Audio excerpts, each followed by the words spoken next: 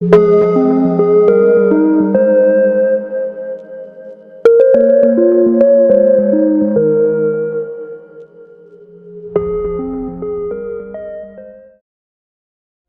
1. Listen to the conversation between a doctor's secretary and Mr. Jones, who wants to make an appointment with the doctor. Now look at questions 1 to 5.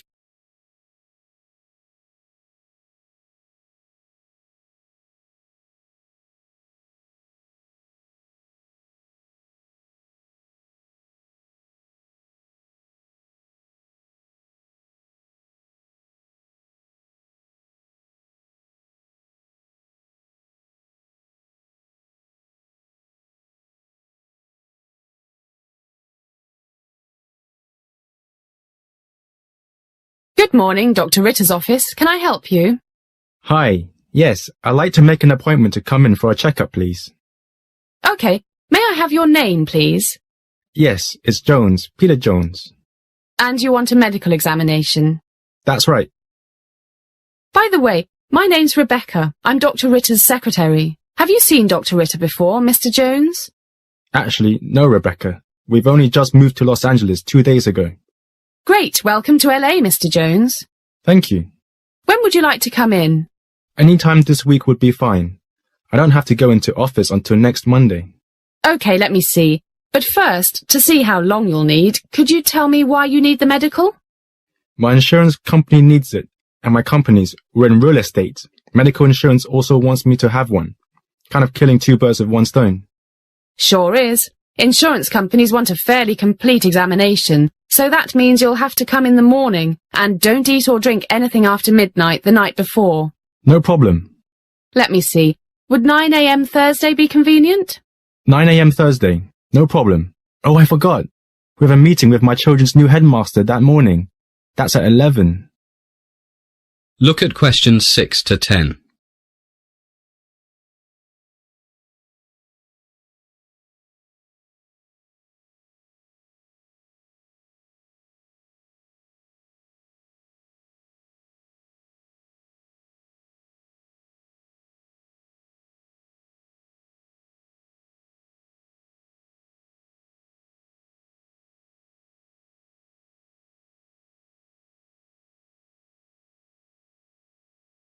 What school is that? Beverly Hills High School. Oh, that's no problem. The whole examination will take about an hour, maybe a bit more, and the school is only 2 blocks from here, a 3-minute walk, so you'll have plenty of time. That's good. So 9 a.m. Thursday. You got it. Now, to save time when you get here, I'll ask you a few questions.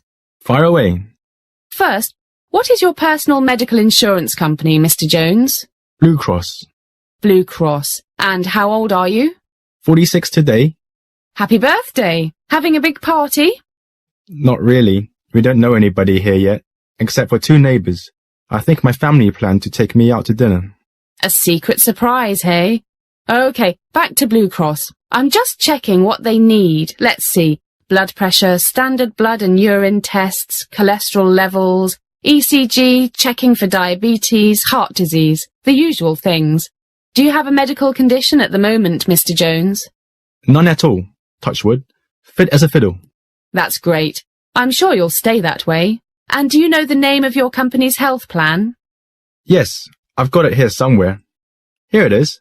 The Kaiser Health Insurance Company. Kaiser, yes. They need the same information as Blue Cross, so, as you said, killing 2 birds with 1 stone. That's right. And can I have your telephone number, Mr. Jones? Sure. My cell phone is 13805 56721. 13805 56721. Right. And my home number is area code 805 523 0296. 805 523 0296. And do you have email? Yes, the address is pjones12@hotspot.com. pjones12@hotspot.com. That's it. Well, that's all I need for now. See you Thursday, Mr. Jones. Sure thing, Rebecca. See you then. Bye. Bye. That is the end of part 1. You now have half a minute to check your answers.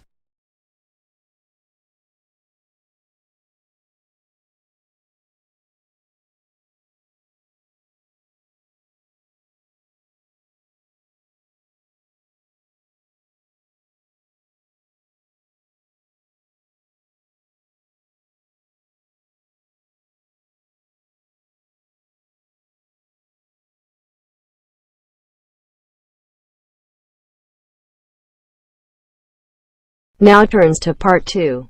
Part 2. You are going to hear an introduction to a group tour to Australia by a travel company manager. First, look at questions 11 to 15.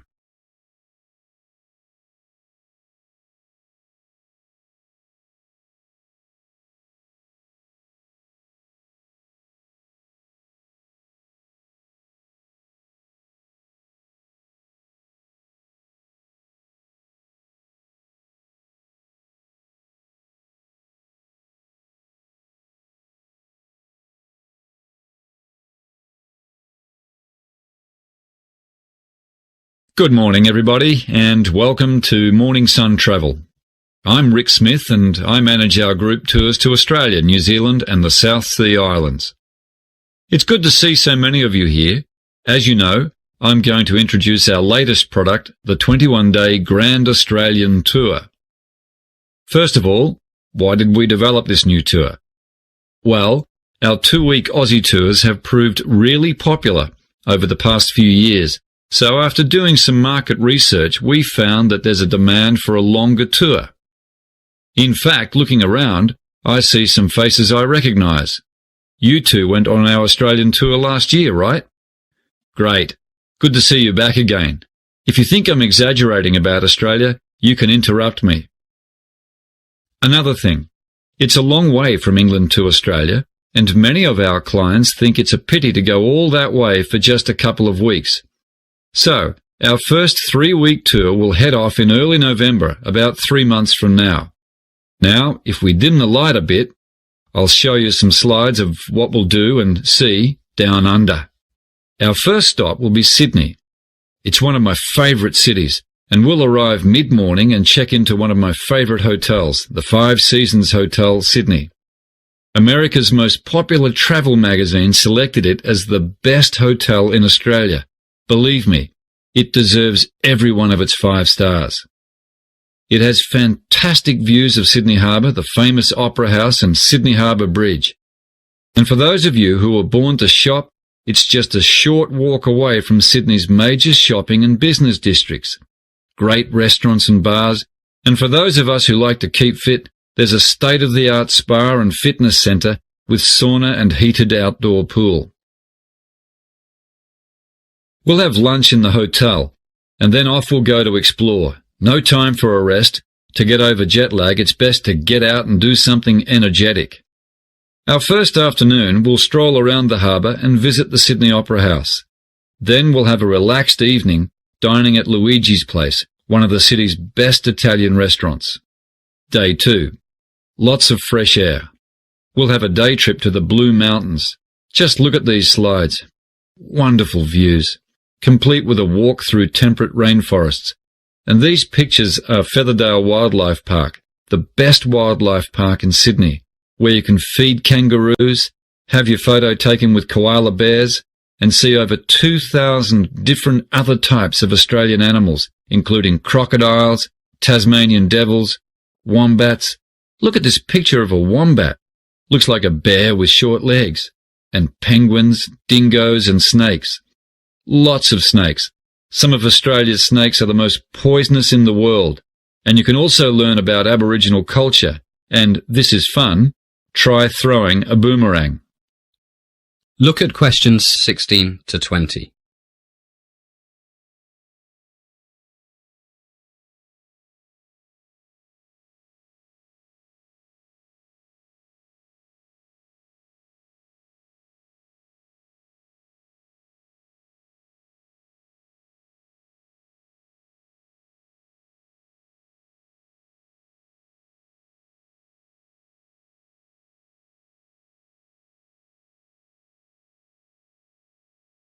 And look at these slides.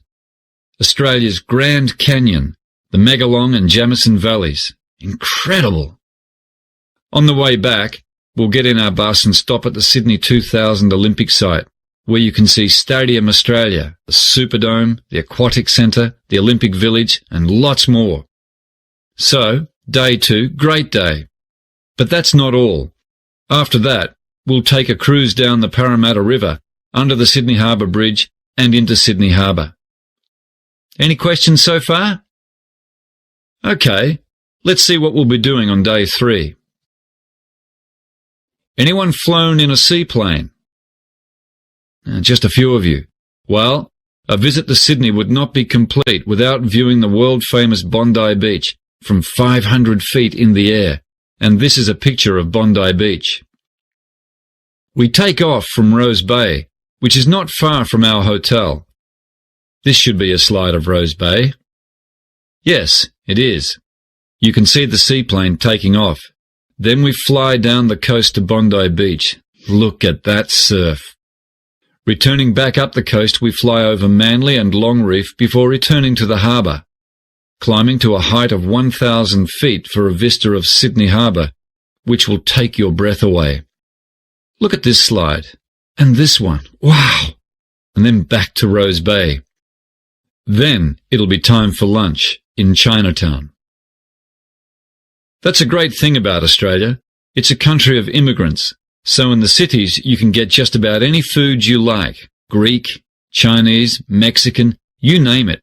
And perhaps you'd like to try kangaroo meat. Very low fat. And after a big lunch, we'll go to walk it off in Luna Park. I can't begin to tell you how much there is to see and do here. We'll just run through a few slides. Picture's worth 1,000 words, as they say, to give you an idea. Hey, I see the coffee's here. It's a bit early, not to worry. Let's all grab a cup now, and then we'll move on to Melbourne, then the Great Barrier Reef, and all the other great places on the itinerary. That is the end of part 2. You now have half a minute to check your answers.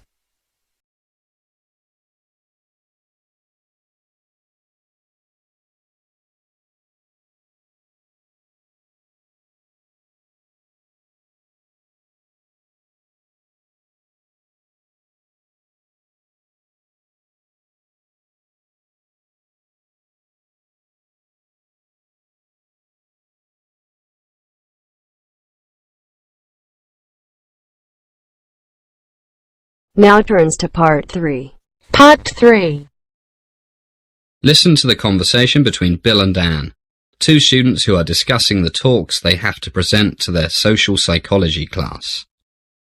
First, listen to the first part of the conversation and answer questions 21 to 25.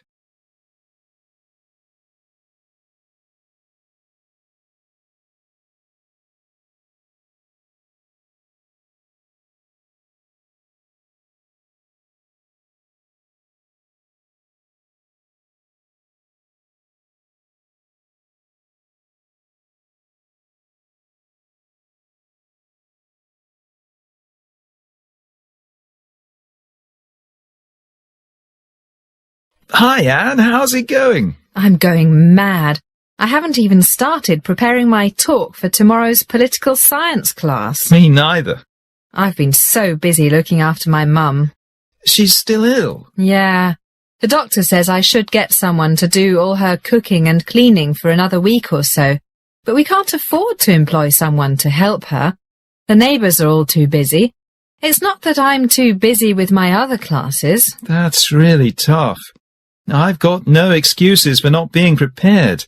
Too much time playing computer games. Now, how many times have I told you? I know, but at least I've got a topic.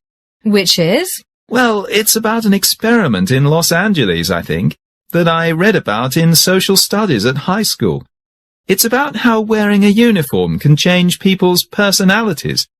This professor got a lot of his students to agree to take part in an experiment during the summer vacation, but he wouldn't tell them anything about it. As the conversation continues, answer questions 26 to 30.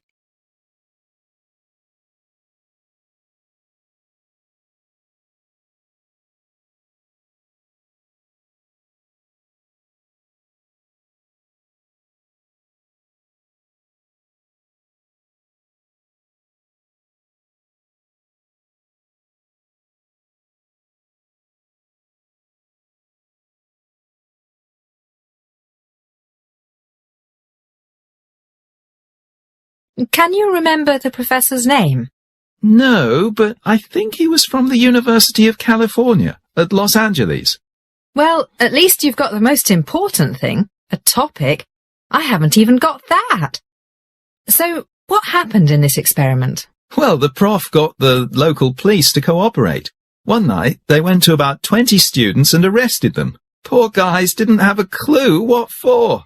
And they didn't know it was the experiment they had volunteered for? They had no idea. And it had been weeks since they volunteered for the experiment. Anyway, the cops took them to a school building that had been made to look like the inside of a prison or a police station. Can't remember. It's not important. And what happened then? Did they get charged or something? Don't know. They must have been told something, but that's not the main thing. Which was? Well, what they didn't know was that about 8 other students were waiting at the police station, or whatever it was, dressed up as prison guards. Hey, now I think I read about that ages ago. The experiment took place in the early 70s, and the students dressed as prison guards were told to act like prison guards. I've just thought of something. Did the arrested students know the other students? I don't know. I wouldn't have thought so. No, different schools, because otherwise the ones who thought they'd been arrested might have realized it was the experiment they had signed up for. Guess you're right. But then what happened? Remember? Yeah, the guards really got into it and started treating the other guys like they see on the movies, making them do press-ups, cutting their hair really short, not letting them sleep. A real power trip. The poor guys were terrified. Yeah. The experiment was supposed to last for a week, but things got out of control, remember? The guys who thought they were prisoners, not guards, started having nervous breakdowns. Hey, look at the time. I gotta go. At least you've got something to talk about. How role-playing can get real, especially when we put uniforms on. Yeah, and the students were normal, nice guys. Who didn't waste time with computer games. That is the end of part 3. You now have half a minute to check your answers.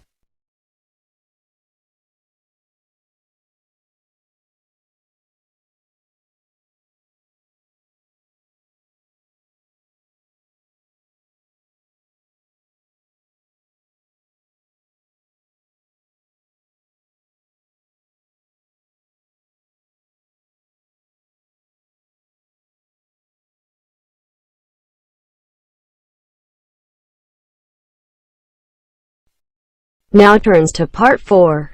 Part 4. You are going to hear a lecture about sales and marketing. You now have some time to read questions 31 to 40.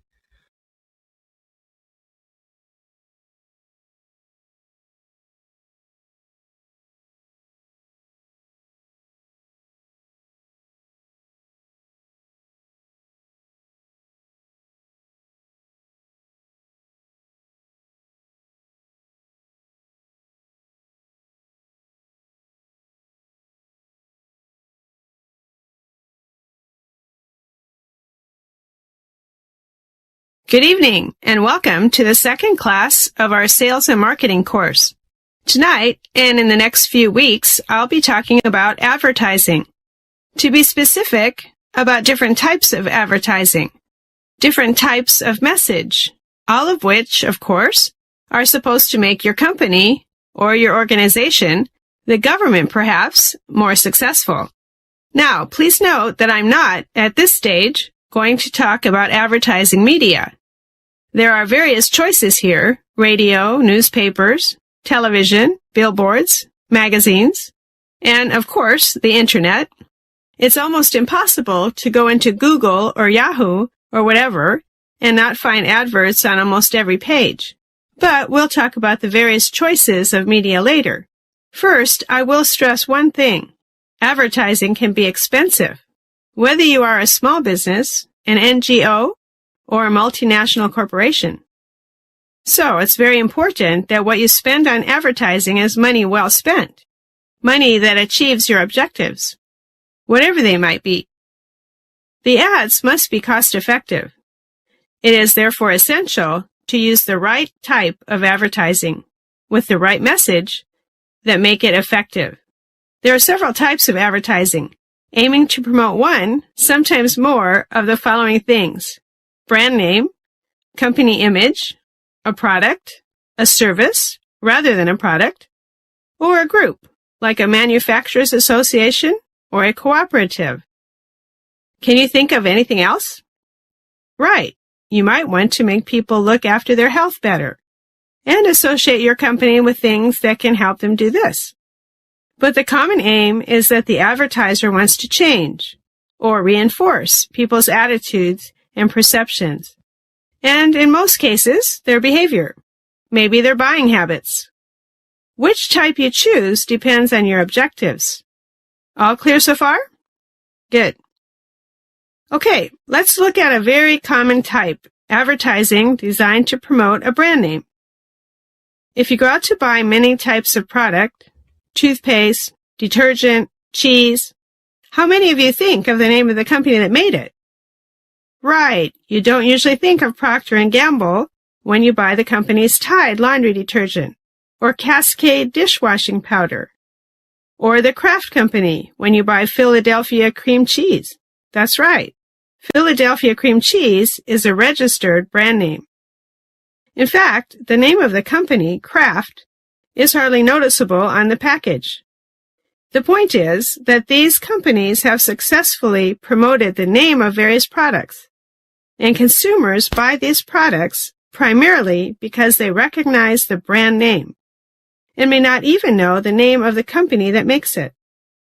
So, advertising to promote a brand name is designed to create and keep strong image in the customer's mind of the product, not the company. For example, would you buy Shell? You know, the big oil company. Would you buy Shell beer? It's a famous company, but probably not.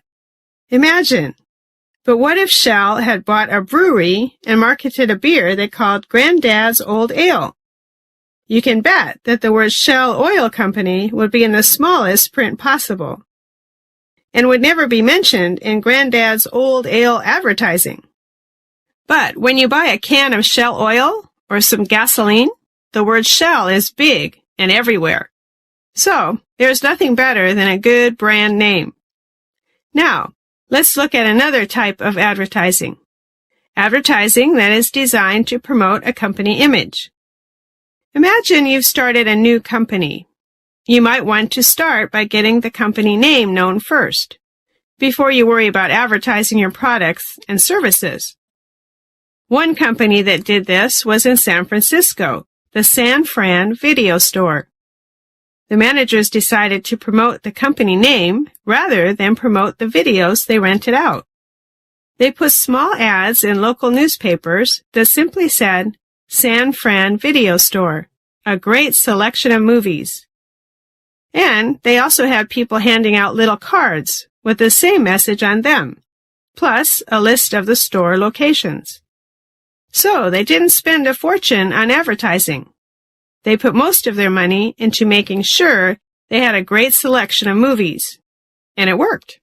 They started with 4 stores in 1995, and now they have, at last count, 27. Now, can you think of examples of companies advertising both a product and the company name in the same advert? Come on, you must be able to think of one. What? That's right, a good example. Makers of luxury things like perfume and fashion. For example, when Chanel brings out a new perfume, the advertising message is always something like, Nightlight by Chanel. This almost immediately gives the new perfume a good reputation because it's by Chanel, and also reinforces perception of the company name. So, the different types of advertising might not be mutually exclusive. The important thing is that the objectives must be clear, mutually supportive, and not contradictory. Another type of advertising is designed to promote a service rather than a physical product. But our time is up, so we'll leave that till next time. Good night, everybody. That is the end of part 4. You now have half a minute to check your answers.